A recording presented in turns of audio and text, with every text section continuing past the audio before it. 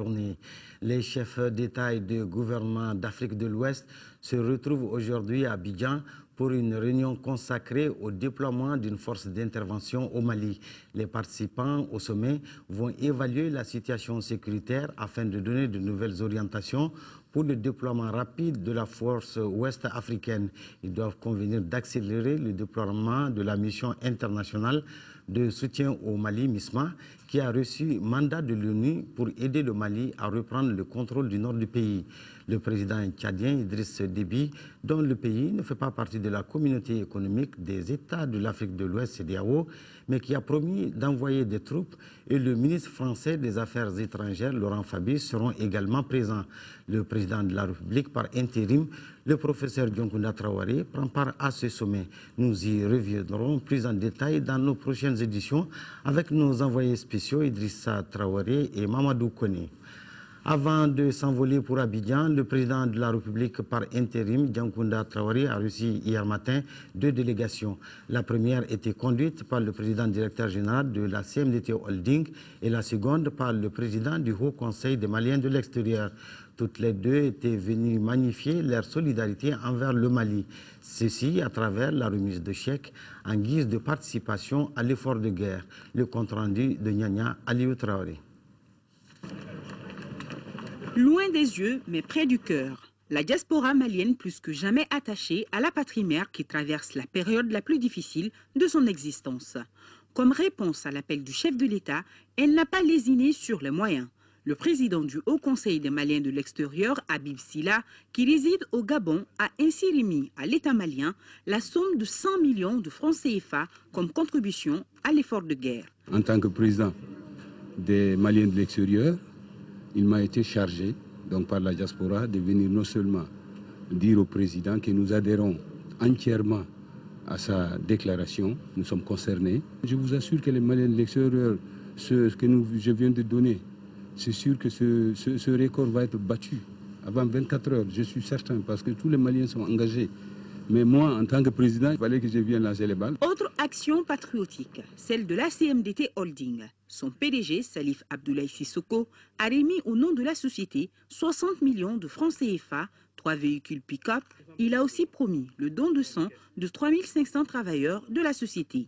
Nous étions interpellés, comme tout bon Malien, à réagir à cet appel du président de la République, pour qu'il connaisse aujourd'hui la situation de notre pays et pour qu'il voit le niveau de mobilisation de la communauté internationale pour faire face à l'effort de guerre. Je pense qu'il était une bonne chose pour notre société, la CMDT et l'ensemble des travailleurs de la CMDT de venir réagir à cet appel du président de la République. Les 2 délégations n'ont pas manqué de rendre hommage aux soldats tombés sur le champ de l'honneur. Elles ont aussi fait part au président de leur disponibilité à œuvrer pour le retour de la paix et la sérénité dans notre pays. Oui, à la suite de ce dont le président du Haut Conseil des Maliens de l'extérieur, Habib Silla, rencontrera cet après-midi la presse pour un appel solennel à l'ensemble des Maliens de l'extérieur. C'est à 15 h, tout près de la résidence de l'ambassade de Chine à Faso Kanou. La libération des zones occupées se poursuit. Depuis jeudi soir, l'armée nigériane a commencé son débarquement avec un premier contingent d'une centaine d'hommes qui seront renforcés par un bataillon. La France, de son côté, renforce sa présence sur le théâtre des opérations au Mali avec l'arrivée des milliers d'hommes. Les soldats de la marine française sont en stationnement à l'aéroport Bamako-Sénou avant leur déploiement. Et la Norvège vient d'envoyer du matériel sanitaire et des médicaments. Mariam Sagara. L'aéroport Bamako-Sénou prend l'allure militaire par l'atterrissage et le décollage des avions militaires de l'Hexagone et de l'Afrique. Ce balai s'explique par la détermination des amis du Mali à mettre fin à une agression des djihadistes. Ainsi, l'armée nigériane a déployé presque un régiment dont le premier convoi a atterri à 20 h 45 sur le tarmac où l'attendait le commandant en chef des armées africaines et l'ambassadeur du Nigeria. My message to the Malians is that ce que nous attendons, qu'il y ait une confiance des Maliens envers nous et qu'ils nous amènent leur soutien aussi en termes d'amitié, en termes d'information. Comme ça, Dieu nous aidera à régler le problème une bonne fois pour toutes. Il n'y a pas de problème. Ces hommes seront bientôt rejoints par d'autres unités nigérianes et la logistique qui prévaut. La Norvège, quant à elle, a fait plusieurs rotations pour débarquer du matériel, des médicaments et des vivres. We are all Africans. We are all members of West Africa. Les Maliens, c'est nos frères. Les Maliens, c'est tout pour nous. Et pour toute la sous-région, il n'y a pas de Mali ou de Niger ou de Nigeria. Donc, nous, notre souci, c'est vraiment de rendre aux Maliens son intégrité territoriale. Il n'y a pas de différence entre nous. Something that will help their brothers, our brothers and our friends. À la suite de ces deux pays, la France a aussitôt débarqué un milieu de combattants de la marine, des hommes aguerris et déterminés qui promettent de donner aux Maliens leur liberté de mouvement, la paix et la sécurité sur toute l'étendue du territoire. On a été mis en alerte sur décision du président de la République française. Il y a maintenant une semaine, en 24 heures on était ici. Donc ça fait maintenant une semaine que mes hommes sont sur le territoire. Et notre mission, pour l'instant, c'est d'appuyer et d'avoir une force complémentaire à l'armée malienne. Ces hommes en stationnement n'attendent que leurs véhicules et équipements pour s'enfoncer dans la nature. Les gens qui sont ici sont des combattants. Vous imaginez bien qu'un dispositif comme ça ne se met pas en place en 5 minutes. Donc vous voyez, c'est un flot continu d'avions qui amène du matériel. Donc tout notre matériel n'étant pas encore complètement arrivé, c'est pratiquement le cas pour toute la compagnie. Il nous manque encore un véhicule et nous serons en mesure de nous déployer où on voudra bien nous déployer. L'officier commandant s'est dit enthousiasmé par l'accueil à la malienne qui leur a donné du tonus à combattre sur le territoire malien. J'ai fait de nombreux pays africains. C'est la première fois qu'on est accueilli avec tant de chaleur, puisque au bout de 2 minutes, enfin 1 heure où on était arrivé, l'armée malienne nous a amené un camion avec 200 matelas. Moi personnellement, je n'ai jamais vu ça. Je ne sais même pas si en France, ça serait aussi rapide que ça. Donc voilà, c'est un sentiment de joie, de sérénité et puis en même temps de sérieux, parce que c'est une mission qui risque d'être difficile et puis on l'accomplira comme on a accompli le reste ailleurs. Je suis très content d'être ici. Ces marines, agiles, entraînées et bien décidées, sont des élites qui peuvent se battre sous tous les cieux. Chez nous, ici à l'ORTM, 11 agents ont fait valoir leur droit à la retraite. C'était hier après-midi. Le ministre de la Communication leur a rendu hommage. Le porte-parole du gouvernement a saisi cette opportunité pour lancer le nouveau site web de l'Office. Il est accessible au www.ortm.ml. Ibrahima Traoré nous présente la plateforme. Tapez www.ortm.ml, s'ouvre à vous désormais la fenêtre de l'Office de radio-diffusion-télévision du Mali. Le site propose aux internautes la radio et la télévision nationale ainsi que la chaîne 2 en direct. On y trouve aussi des articles sur toute l'actualité nationale et internationale. En plus du journal télévisé, la plateforme présente des émissions phares comme le Mali 1 et Indivisible, Sur la ligne de front, l'interview de la semaine ou encore questions d'actualité et cybernétique. À tout cela s'ajoutent des messages de paix. Actualité oblige. Il était temps qu'on se donne cette fenêtre pour participer à cette véritable révolution de la communication. Alors si aujourd'hui on arrive à ce stade, je dis c'est bien heureux et beaucoup de courage et félicitations. Le Mali a aujourd'hui besoin de se faire entendre, de communiquer, parce que le Mali aujourd'hui est un enjeu. Et si vous prenez toute la mesure de la situation, je ne peux qu'en être heureux. Le site web de l'ORTM, conçu par Famib Mali, met à la disposition des internautes un forum de discussion pour des critiques et suggestions. Auparavant, le ministre de la Communication a présidé la cérémonie qui marque le départ à la retraite de 11 agents de l'Office. Ils sont notamment techniciens, speakers en langue nationale ou animateurs. Le porte-parole du gouvernement leur a rendu hommage pour le service rendu à la nation. Des nouvelles de la ligne de front. Après la libération de Konna par les forces maliennes et françaises, d'importants matériels de guerre ont été saisis sur les terroristes. Les chefs du commandement d'opération de nos forces armées ont présenté à la presse nationale le bulletin de guerre. Les détails avec nos envoyés spéciaux Moussa Arimeiga, Aliou Touré et Bourama Diarra. C'est une armée malienne requinquée qui nous a reçus, presse malienne et presse internationale, à son quartier de commandement des opérations militaires sur la ligne de front. autour du colonel-major Didier Dako, chef du commandement militaire, plusieurs officiers hommes de rang, fiers face à la Russie de ce qu'on appelle désormais ici la bataille de Konna. Compter et raconter fièrement entre soldats, repartis entre confidences et éclats de rire, nous voilà conduits par les officiers supérieurs pour la présentation du butin de guerre. C'est l'œuvre de l'armée malienne, des éléments de Sévaré, et ça c'est juste le début. Et ça va venir avec le temps. Il y a le colonel Didier Dako et autres qui étaient sur le terrain hier. Donc voilà un peu le résultat des combats de 2 jours. Les 8 véhicules ont été saisis hier et avant-hier. On voit que ces véhicules sont très sales. Oui, c'est des véhicules camouflés. Ça, c'est leur technique de camouflage pour pouvoir échapper à l'observation des avions. S'ils camouflent les véhicules comme ça, ils mettent des feuillages dessus pour que les avions en passant ne puissent pas faire attention à ces véhicules-là. Vraiment, Sévaré est en train de progresser très rapidement. Et ils sont à féliciter. Les éléments sont très déterminés et très motivés. Et le moral est bon. Nous remercions encore l'armée française pour le moment pour son appui. L'armée française joue un grand rôle, ce qui a permis quand même de faciliter la prise de ces butins.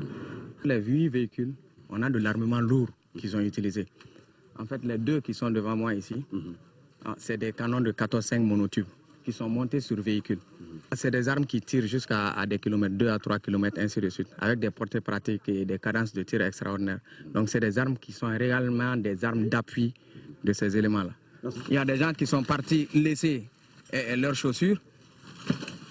Voilà, généralement en bon bambara, comme on le dit, voilà. Comme on le voit, la bataille de Konna a été rude et même très rude. La riposte malienne sera cinglante. Et c'est le cas à Konna. À présent, au suivant. Oui, au suivant, Moussa Hari. En 5e région, les familles des déplacés des régions du Nord viennent de bénéficier de la part de la mission évangélique luthérienne de 14 tonnes de vivres d'une valeur de plus de 5 millions de francs CFA. La cérémonie de remise s'est déroulée ce jeudi sur le site d'hébergement des déplacés à Sévaré. Un reportage de Aminata Touré. Ils sont environ 300 ménages déplacés à bénéficier de 14 tonnes 750 kg de riz d'une valeur de plus de 5 millions de francs CFA. Le don est de la mission évangélique luthérienne au Mali à travers son programme de développement dans la région de Mopti. Dans le domaine de l'aide humanitaire, le PEDREM s'est fixé comme objectif d'apporter sa contribution aussi modeste qu'elle soit afin de répondre aux besoins urgents des familles déplacées de la région de Mopti. Nous, les responsables des déplacés du Nord, nous ne pouvons que remercier ce FEDEREN, le comité de développement, le comité de crise. Les autorités administratives et régionales ont apprécié ce geste à sa juste valeur, tout en invitant les populations déplacées à garder l'espoir quant à la libération rapide des régions occupées. Ce que nous désirons, ce que nous souhaitons, le plus vivement en ce seuil de nouvel an 2013, pour ces personnes déplacées, c'est qu'elles puissent retourner le plus tôt possible dans leurs localités respectives et saluer la mission évangélique luthérienne au Mali pour l'ensemble des efforts qu'elle consacre pour le développement en région de Mopti et son programme humanitaire. Il faut rappeler que la MELM est une organisation confessionnelle chrétienne qui intervient au Mali depuis 1986. L'un de ses objectifs est de contribuer au développement économique et social de la région de Mopti. Les travaux de l'hôtel 5 étoiles du tour de l'ACI ont repris. Le ministre du Logement, des Affaires foncières et de l'Urbanisme s'est rendu sur le chantier pour faire le constat. David Sagara en a profité pour visiter le centre commercial qui a coûté à l'État plus de 10 milliards de francs CFA et qui n'est pas encore ouvert au public. Un reportage de Daouda Sidiki Diarra. Le ministre du Logement, des Affaires foncières et de l'Urbanisme est venu voir afin de se faire une idée des réalisations faites par la direction de l'ACI.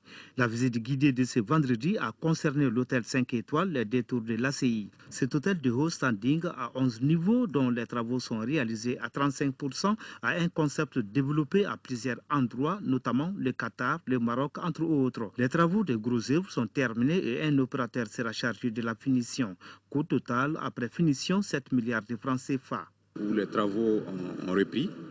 Je pense que c'est en train de continuer. Nous allons prendre des décisions avec l'ACI dans les jours à venir pour orienter, n'est-ce pas, l'exploitation. Je pense que les travaux sont en cours. Nous pensons que dans les meilleurs délais, l'hôtel peut être finalisé ou en tout cas utilisé à bon escient.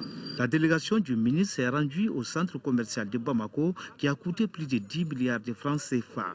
Doté d'un parking à double étage, ce centre commercial peut loger les grandes entreprises, les banques, les agences. Nous sommes en train de voir, selon l'autorisation du Conseil des ministres, comment effectivement orienter comme l'hôtel, son exploitation, peut-être sa vente, mais toujours avec le bénéfice de l'État malien. C'est ça la mobilisation des ressources pour soutenir, n'est-ce pas, nos forces armées de sécurité, mais aussi pour soutenir l'économie malienne qui doit continuer à vivre pour que ce ne soit pas encore d'autres fronts qu'on doit ouvrir au niveau de la population. Auparavant, le ministre a rencontré le personnel de la direction de l'ACI. Selon le ministre, la situation requiert une mobilisation autour des forces armées et de sécurité. Il a expliqué au personnel de l'ACI l'essence de l'état d'urgence, la contribution à l'effort de guerre. Je vous propose à présent un résumé de ce qui constitue l'essentiel de l'actualité africaine, avec pour commencer la visite du président somalien aux États-Unis d'Amérique, une première depuis 20 ans. Un président somalien à Washington, une première depuis plus de 20 ans. J'ai le plaisir d'annoncer que pour la première fois depuis 1991, les États-Unis reconnaissent le gouvernement de Somalie. Une reconnaissance politique et de nouvelles perspectives pour Hassan Sheikh Mahamoud. Il pourra désormais compter sur des aides financières américaines et internationales pour reconstruire son pays miné par la guerre, le chaos et les islamistes Shebab. Après plusieurs reports, ouverture au Rwanda du procès de l'ancien homme politique Léon Mugesera. La première audience est largement axée sur un discours anti-Tutsi prononcé en 1992 lors d'un rassemblement de son parti. Un discours très violent, considéré comme l'un des éléments déclencheurs du génocide de 1994 qui a fait au moins 800 000 victimes. Léon Mugesera vivait depuis plusieurs années avec sa famille au Canada avant d'être extradé en janvier dernier. Arrestation au Ghana de Charles Blé Goudé, un farouche partisan de l'ex-président ivoirien Laurent Gbagbo. L'ancien dirigeant des Jeunes Patriotes, en exil depuis plus d'1 an et demi, a été interpellé à Accra. Il est actuellement aux mains de la police ghanéenne. Charles Blé Goudé ne dispose pas de statut de réfugié politique. Il est visé par un mandat d'arrêt de la justice ivoirienne pour son implication dans la crise post-électorale de décembre 2010 qui a fait près de 3000 morts.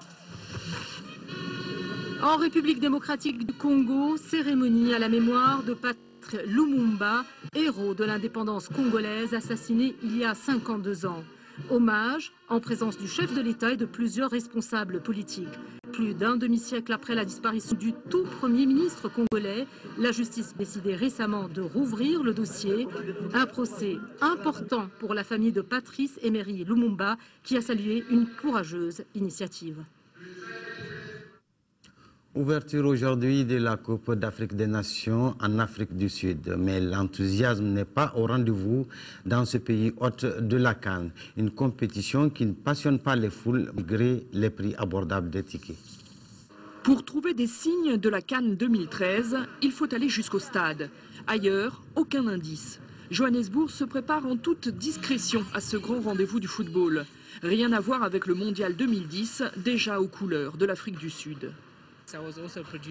J'étais aussi en charge de la production pendant la Coupe du Monde. C'était évidemment un événement bien plus important à organiser parce que c'était international. Mais celui-ci est aussi spécial. Seuls les pays africains participent au tournoi, mais ça ne veut pas dire que la compétition est moins bonne. Une compétition qui ne passionne pas les foules. Les billets ont du mal à se vendre, malgré des prix abordables, parfois 4 €. À l'office de tourisme de Johannesburg, on s'est pourtant démené pour vendre l'image de la ville. Nous avons fait la promotion de la destination à travers le monde via la publicité et des visites dans les pays africains. Nous avons parlé de Johannesburg et de ce que la ville a à offrir. Ça n'a peut-être pas suffi. Ken Gregton gère une maison d'hôtes dans la banlieue de Johannesburg. Pour le mondial, il avait fait carton plein. Pour la CAN, les réservations se font attendre.